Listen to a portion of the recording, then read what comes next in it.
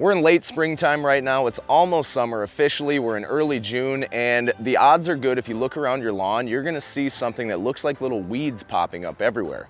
But those are not weeds, those are grass seed heads, and it's a process that happens usually around mid to late May around my area near Chicago. But once you get over 12 hours of sunlight in a day, your grass knows it's time for itself to start putting out seed heads. There are some common myths that I've heard related to seed heads, so let's talk about them to give you the best idea of what you should do for your situation.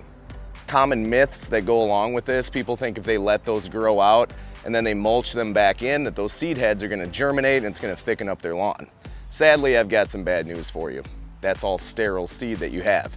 And even if it wasn't sterile seed, you would need to let it grow out all the way throughout the season, dry out in the fall, then those seeds would be viable. The second common myth related to seed heads is that if you cut your grass shorter, it's gonna get rid of all the seed heads and it's gonna be good for your grass. Realistically, going into the summertime, your grass is gonna be really stressed out by the lack of rain and that hot weather, so cutting it lower is just gonna cause extra stress to it as well if it's not used to that. So keep your cutting height about the same as it's always been and mow frequently, and those seed heads will disappear in no time. Grass that's stressed out is gonna produce more seed heads as it's trying to replace itself and it's not sure if it's gonna survive. So maintaining good fertilization and proper mowing are two ways to keep your seed heads under control. My backyard that I cut at a 1/2 inch, you would think at a 1/2 inch long, there's no way you would get seed heads popping up, but I do, even at this short height of cut. So leave your mower height where it is. You don't need to mess with that.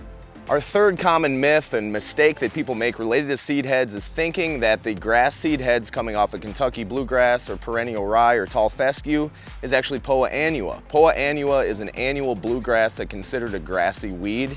And at this time of year when seed heads are popping up, people confuse that natural seed coming out of their healthy bluegrass for Poa annua, and they think they have this big Poa problem, but really they don't.